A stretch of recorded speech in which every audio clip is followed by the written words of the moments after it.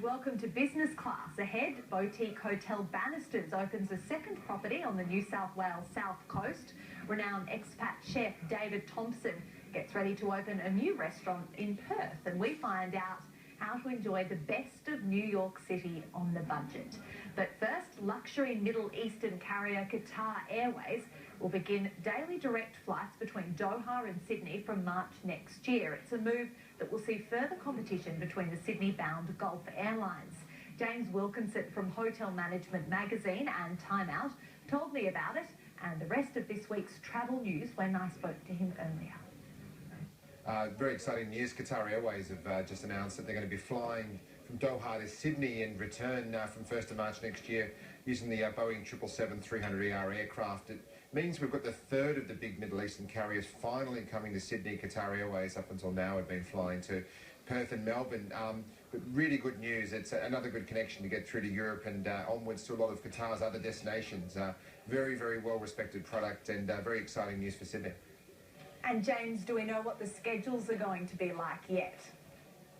Yeah, interesting schedule. The CEO was saying for a long time Sydney wouldn't work because of the curfew, but what they're going to do is depart Sydney at 10:20 p.m, get in about 5 a.m, on the reverse, leave Doha at about just after 8 o'clock and get in about 6 p.m. into Sydney. So seems to be working quite well. They're pushing it by taking off at 10:20, but great to have Qatar into Sydney finally.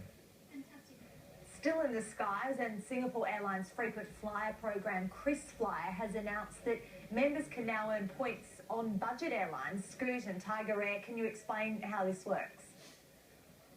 Yeah, really interesting. It's this whole model of the, there was a time when low-cost airlines said you'd never be able to earn a frequent flyer point on any of their airlines, but what we've had all year long, you've been able to redeem miles for vouchers on both Scoot and Tigerair. This is a reverse. Now you can actually earn, depending on the fare type. We've seen this with Qantas, with Jetstar previously, where if you have one of the full massive flexi fares, you can get points. Same thing here. They're talking about a plus perks bundle on Scoot and a flexi combo fare on Tiger Airways. So having to spend the big bucks to get the points, but at least now you can finally earn some points.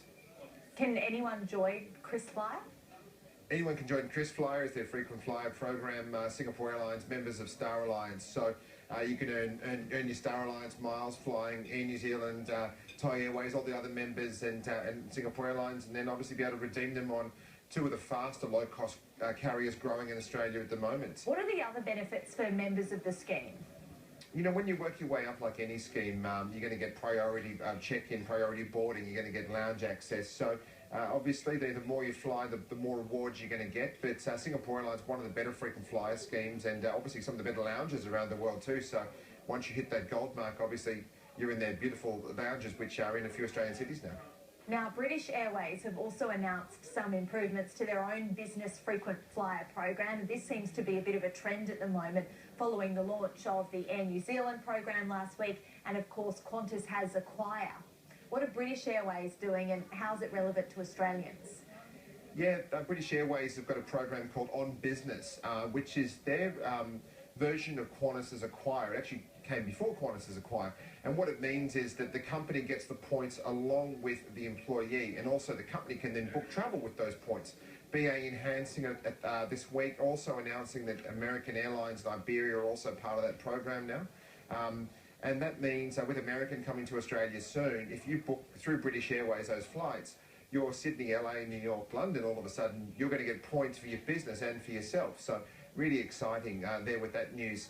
What British Airways are going to offer with the new changes are cash discounts on selected flights, hand-picked offers, and a new easy-to-use account management tool. So BA, they say they've saved about $65 million a year for businesses who are members of this program. So again, you know, if you're flying your employees or you're flying yourself around the world, then you may as well get some points for the company and then redeem them for flights and save money that way.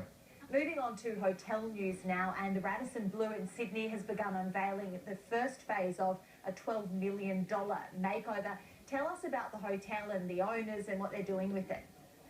Radisson Blu in Sydney has just debuted the first part of their $12 million upgrade, which is the common areas of the hotel.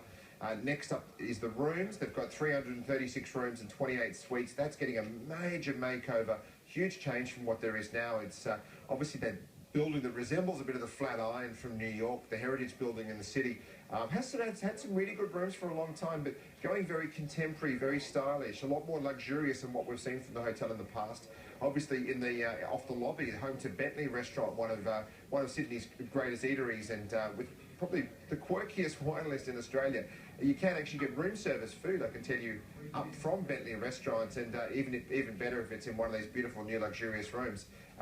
Shouldn't take too long to finish, and looking forward to seeing what the outcome is when they finish it. And on a smaller scale as well, the loved boutique hotel Bannisters by the Sea on the New South Wales south coast is expanding. Yeah, Bannisters down in Mollymook on the south coast, adding a second hotel, 33 rooms and 2 penthouses in such an amazing location. So one of the biggest issues I think Bannisters had for some time is that it's always booked out on weekends. So they've got another hotel going in there, which is great news, opening up in December the 1st, which is right in time for probably the busiest time of the year for them. And looking at sort of a bit of a rooftop kind of lounge, looking at real Mediterranean, Southern California, Mexican-inspired sort of seafood and very light cuisine going in there. So obviously notorious there for Chef Rick Steins. So look forward to seeing what the food and beverage offering is going to be like. It's going to be very good, but also another new beautiful 33-room hotel to look forward to. James Wilkinson, as always, thanks so much for joining us. Thanks for having me again.